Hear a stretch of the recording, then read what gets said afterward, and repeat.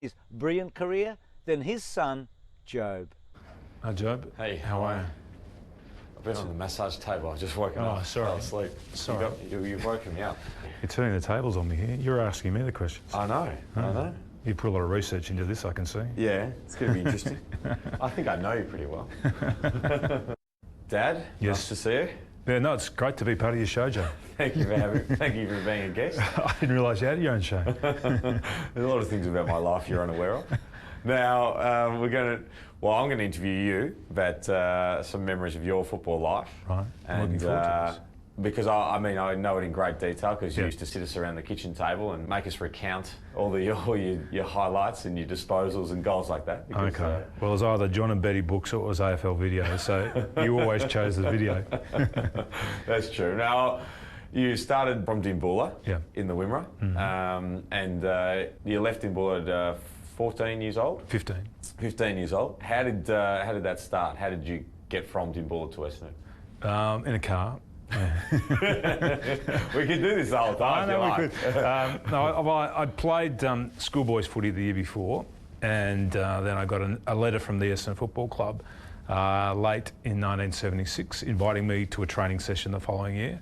And so I went down for a couple of training sessions, and then it progressed to them asking, mum and dad whether or not they'd entertain the idea of me going to Melbourne and playing and going to school and getting private board and that sort of stuff. So that was a process over a few weeks, that negotiation. Pa drove a pretty hard deal. two pairs of socks and a footy. Now, do you think that when they were explaining to you how detailed and how well you looked after, did that seem to actually translate by the time you arrived down at Windy Hill? No, it didn't. They had nothing organised. They said that they had this private board organised for me and they had a school booked and all this sort of stuff. And the whole thing was a sham, to be quite honest. We hopped in the car and then they didn't know where I was going to stay. And I ended up staying with one of the committee men. There was 3 guys that came to pick me up, and I ended up staying with one of the committee men for 3 months.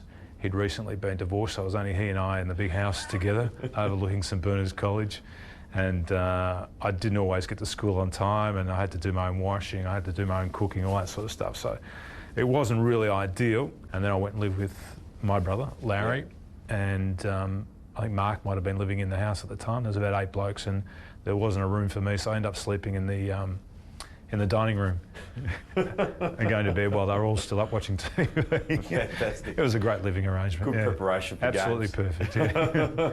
So the first game was in 1977? Yes. Against Richmond? Yes. Did Nan and Pa come down? Yeah, they did. The whole family came down? Yeah. Mum and Dad picked me up from Keamy's place in West Essendon and drove me out to Waverley. And he's looking for Watson. Watson, the first game player for Essendon today. And your recollections of your first game? I mean, it's a long time ago now. Well, I can remember bits and pieces of it in terms, we played against Richmond, it was a draw. I can remember enjoying the experience. Yeah. And the first coach when you arrived down at Essendon, Barry Davis, was it? No, Barry was my second coach. My first year was Bill Stevens, so it was Bill Stevens, and then at the end of that year, he got the lemonade and Barry became the coach.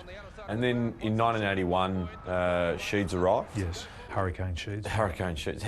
What changed? Was there an immediate change? I mean, Kevin had just stepped out of the game himself. Probably just what I expected. It's a lot of hard work and a lot of grind, but the players, they should have a good year because they've worked very hard. He was a man in a hurry. Nobody in the competition was training in October, and we started in October, and we trained 5 nights a week. Nobody had the balls out before Christmas. We were all given our own footy with our name on it and number on it and all that sort of stuff. All of a sudden we had to train in red and black gear.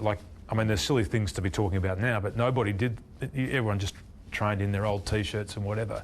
He said, no, we're training as a team, we've got to look like a team. So all of a sudden we had this black gear, and it was just completely changing, and it changed the attitude, it changed the culture of the place. And I think as players we all felt that something was about to happen because of that as well. So as a playing group, did he build or generate the excitement initially, do you think, or was there resentment for this new style?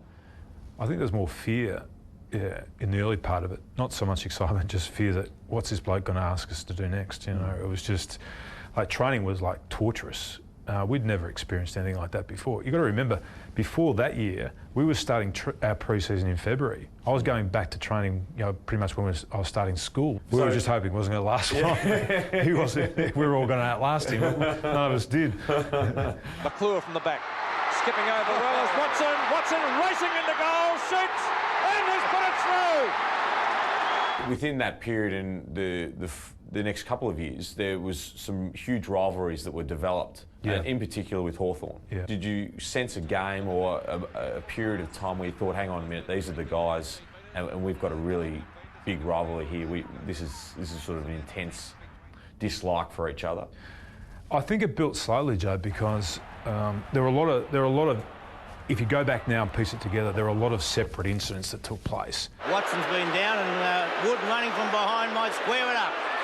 There it is behind play, and Watson's still in the hands of the trainers. When you added them together and the fact that they were one of the better teams and they were better than us, and we were sort of clamouring to be what they were, so that was sort of part of the intense rivalry. And then it spilled over, obviously, when we played them in grand finals beyond that. And they're having a go again. We tip this. This will be on for young and old before it's over. Baker and McCarthy. Well, they're going in now, and Hawthorn are not taking any funny business today. Look at them going in, piling in there. Players falling over left and right. The club reached the grand final in 1983. Yeah. I know your recollection of the game is a little bit cloudy. So there's the silent Hawthorn of premiers from 1883. And a fine effort. There's their coach, Alan Jeans. Immediately after the game, and I wasn't there that night after the grand final, but he made a speech about people shouldn't be smiling in the room. We've achieved nothing. We've been disappointing. We lost by a record margin today. He had us back at the club on Monday, and we went through the game quarter by quarter. I think it took about 4.5 hours for him to go through the video, and he looked at all the mistakes that we'd made. So he really set the tone for the pre-season, and then he came back and. We were all disappointed, obviously, because as much as we were excited about winning our first final, we'd lost by a record margin and we're disappointed in our own efforts. But he just wouldn't let up on us either, and so he just punished us through that pre-season. We thought we'd already trained hard. We trained even harder. So Essendon finished minor premiers in 1984, but lost the second semi to Hawthorn. Yes, and then we're facing Hawthorn again in the grand final. I mean, were there demons for the club, or was there confidence? I think there was confidence because in that second, we got closer to them in that second semi than we'd ever got before in a big game. So I think we all felt that we were good enough to beat them. There was only a kick in it in the end, and it was a great game of footy. We went away, we won the prelim, we got back. The 84 grand final started like the 83 grand final. There was a bit of a brawl in the first quarter, but then slowly, even though we're behind, and we're behind up to three-quarter time, we'd sort of felt that we're starting to play over them in the third quarter. We just kicked inaccurately. And I still recall, we went to that huddle at three-quarter time, and there was a great air of excitement. So we joined the coverage with the Bombers trailing by 20. Footy flashbacks. I'm here interviewing Tim Watson, or Dad. Dad, how was the feeling after the back-to-back wins of 84-85? Well, it was great. It was just a great excitement. I think 84 was the most exciting, and 85 was more clinical. It was we probably peaked as a team in 1985. So at that stage, I think the club felt really good about itself, and the playing group felt really good, and we thought that there was another one out there for us to win as well. As it often happens, when the best laid plans don't come to fruition in footy, and 86 was, the team was expected to be a powerhouse again. You did your knee out at Waverley and ended up missing sort of 2 years of football, really. Yeah. You returned late in 1988. And charging onto it, Watson. And he's got no one in front of him. Dorotic closes the gap. Watson for goal, and he's done it. Lost to Geelong in 1989. And then in 1990, the club got back to the grand final. I remember being there, and I know it was an older group, and guys were sort of coming towards the end of the year. You being captain, how did you feel the group was prepared for that 1990 grand final? I don't think we were prepared very well for it. We lost a lot of players towards the back end of that season, and there were injuries, and I got injured, and was trying to come back and play, and then the last thing we really needed was another week off. Like, it didn't really help our preparation. So we did. I felt it was one of those final series that we didn't really get going at all. Like, we won the games that we needed to get into the grand final, but I just thought we arrived there in terrible shape. And I clearly remember on the Thursday before the grand final, and we were training so badly. Like, it was so unlike any other Thursday night session that we'd had before the other grand finals. Like, even in the one we lost in '83, we started training so badly. I remember calling the group in and just sort of revving us up and saying, look, we've got to get our minds right. We've got to get our act together, because we can't go into a grand final like this. And I guess, and you don't want to take any credit away from Collingwood, because, they were great during the final series. They were great on that day, but we just lost it somewhere along the line. I took losses, any loss, hard, and I took big losses like that too hard. And I didn't celebrate enough when we won. Like, I didn't have the right balance when I was a player. But I took that loss really hard because I was the captain, and I felt really responsible for what we'd done the day before.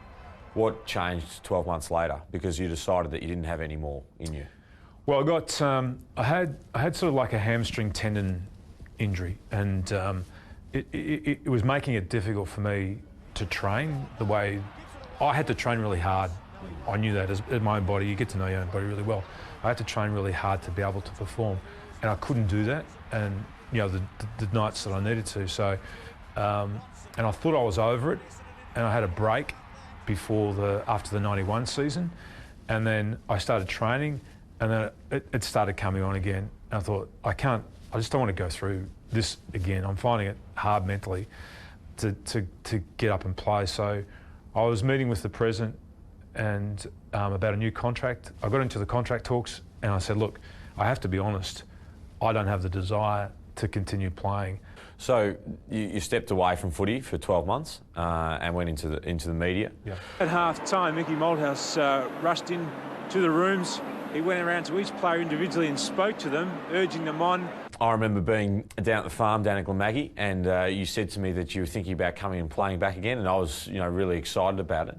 But initially, it wasn't sort of for the team that you had played for, and there was the option to play at St Kilda. That changed. How did that change? How did you go from, yes, I'm going to be playing again and it's going to be at St Kilda, to, no, I'm going back to Essendon?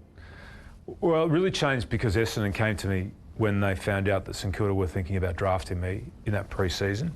And so they said that if that they had a pick before St Kilda, and then they said that they would take me. Then I had to get myself fit again because I really hadn't done any training in that off-season. So when you walked into Essendon, I mean, did it feel like a different place? Because the list, and you look at list now, it did. But the youth of the list, I mean, it would have been a whole different experience for you walking back in there. Yeah, it was. It was a completely different experience, and I'd seen them play during the pre-season, and I looked because they had an ordinary year in 1992. Yeah. And then I wasn't sure exactly what the team would be. I saw them play a pre-season game against Geelong, and there was something completely different about them as a group and the way they were playing. They'd changed everything around, and I got really excited again about the prospect of going back and playing. I didn't know whether I'd actually be able to get back into the team. Like, they did really well in that pre-season competition, so I got really excited again about going back and playing. So was there a period in that 93 when you started to build up to training again, where you thought to yourself, oh, hang on a minute, I haven't lost what I had, or I'm going to be able to contribute, I'm going to be good enough again? No, I had my doubts. I had some real doubts because you sort of lose your timing, and I was going back and I was playing, and I just felt clunky, and I felt like I was out of rhythm with the game, and you start to think, is that going to come back? Like, maybe this has been a terrible mistake to come back and try again. And my role, I was conditioned from the change of my role because I'd been a midfielder, and then I knew that I was only going to play a bit role, and that was probably going to be a forward pocket type player and not on the ball. So I conditioned myself for that. I didn't have any problems with that. 93, it sort of just continued to form, and these young guys continued to get better and better, and eventually it was quite an season that year. Yeah.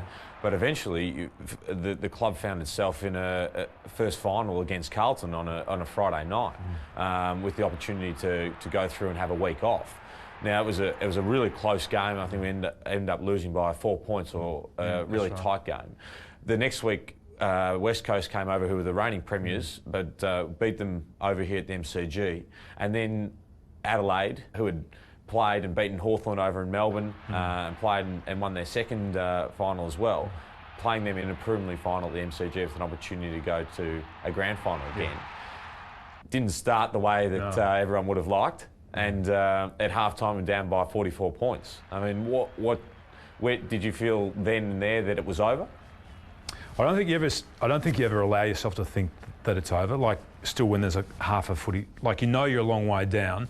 We played so badly in that first half, and by half time, like, everyone was in a different position because Sheets was throwing the magnetic board around trying to find a winner somewhere and try and disrupt what they were doing. So we just went back to basics at half time. So we'll join the game at half time.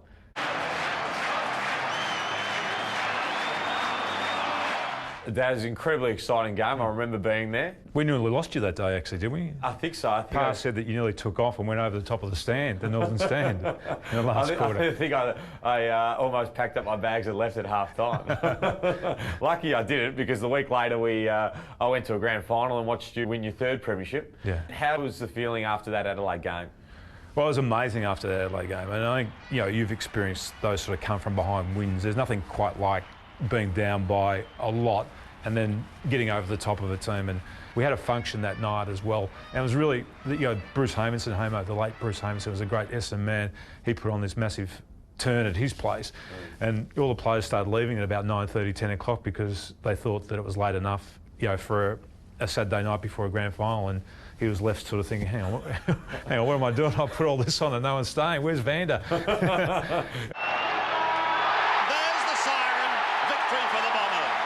I suppose that week later was a premiership, and I mean, in anyone's wildest dreams, let alone your own, you couldn't have imagined that would be the result of what you'd done, for your whole career, and to be sitting there 12 months after retiring to come back and win another flag. I mean, you must have been just felt as if this was meant to be.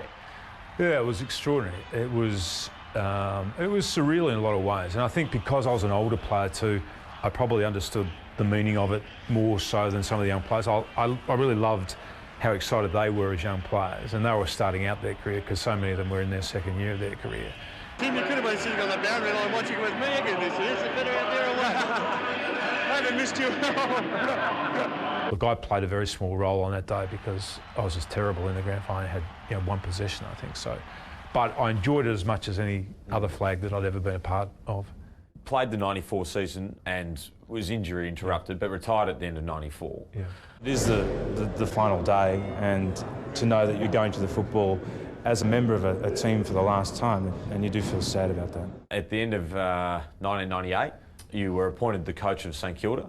I remember the whole family, we were all very excited for you. You only stayed in the role for 2 years. Do you regret leaving the role, or did you feel as if you knew then that it wasn't the right thing for you? No, I knew it wasn't the right thing for me. I think, looking back on that period now, I clearly understand sort of the need to have served the apprenticeship or the understanding of the position, because when things go wrong, you need to know how to fix it. And I think you only know how to fix it if you've got the experience of understanding what it is that's gone wrong for a start. I also thought that I wasn't the right person, I wasn't getting the job done. But I also thought that they had a great opportunity, St Kilda, at that point too, to rebuild themselves. And rebuild themselves with Revolt was about to be drafted. Kaczynski, they were going to have 1 and 2 pick. And they were talking about different coaches that they would be able to get at that time. So I was really happy and excited for them that they got Blighty, and I thought that was obviously going to work out better than what it did. We didn't have a lot of great young talent when I arrived there. I didn't understand sort of what we had in the cupboard, but we didn't have a lot of very good talent. No disrespect for those young players. I mean, they played their hearts out, but they weren't top-end talent, and the club really needed to regenerate itself with that top-end talent, which they did, and then they got that opportunity to rebuild themselves and have a crack at a flag. Dad, I mean, I grew up around footy and loved it. I used to love coming to training and kicking with you. I used to love kicking in the backyard. I think we've got some vision of the two of us doing it together. Well, you did. And in fact, I think that you developed really good hands, but I used to take you to the footy, as you know, when you were probably 2 or 3. You used to actually go to the football with me, and the players used to kick the ball to you pre-game in the nets, and some of them used to try and hit you on the head with the ball, and you were sort of dancing around all over the place trying to get your hands in the right spot, but it wasn't designed to be any form of training for you, but I actually think it helped you. Unintentional training. Exactly. Yeah. You spent, as much of your football life in the media, post-media. We welcome back a relaxed and tan Tim Watson from holidays. Tim? Thank you, Peter. Lovely to be back too. You've had some highs and some lows. I think we've got some of your finer acting here on Home and Away. Yeah. G'day, mate. G'day. Want me to sign that for you? One of the hardest things you can ever do, Jobe, and if you probably will never get the opportunity to be invited to be on Home and Away or one of those great shows, but if you were, one of the hardest things to do is actually play yourself. All right, then. I'll see you around, mate. Okay. People say, look, be yourself, play yourself, but it's not easy to play yourself. It's not easy to be yourself. Hey, Sam, who's your favourite footballer? Warwick Kappa. I was nominated for a number of awards for that particular performance. Not that I ever turned up to collect them, but... Surprised you didn't continue. Good luck in your career too. I'll be there advising you. I know you love surrounding yourself with people, and you know I try and get away. I love people, but I like my own space. You like your own space, and the farm down Glenmaggie is where you and Mum spend as much time as you can, and I think that you're happiest when you're down there. Yeah. You're trying your hand at some viniculturists. Yeah. And how's that going? The grapes have been a little bit indifferent in the first year. They've been a bit difficult to get them to grow evenly. My only concern with you going down to the farm is that you and Mum will just become recluse. Yes. And there'll be sort of hermit rumours about you, and I'll have to defend you publicly about it. Can you just allay fears that you'll go down there one day and just never return? Well, actually, Mum said to me over the Christmas break that I went into the local town. I left the property twice in 4 weeks. So that was a concern, but it's not. I got the dogs to talk to. I've got Mum to talk to, so I don't think I missed out on anything. And occasionally, Brian, our neighbour, drops in as well. So you couldn't be any happier than that. So you spent, half your life in the city, and you feel as if you're most happiest down at the bush again. Yeah, I think my calling's in the country again, Jobe, as you well know. And if you can find your way free of your very busy life and your social program, then maybe one day you should drop in and see us, and you can find out what all the fuss is about. I didn't think you put a bedroom there for me. Oh, sorry, we should have built more than a one-bedroom home, shouldn't we? Has that discouraged you, has it? It's difficult to be a guest when there's only one room. Oh, it's been a pleasure catching up with you today. It's always lovely talking to you. Yeah, I'd love to be a guest on your show again. Great stuff. Well done, Jobe and Tim. It's pretty obvious the apple didn't fall too far from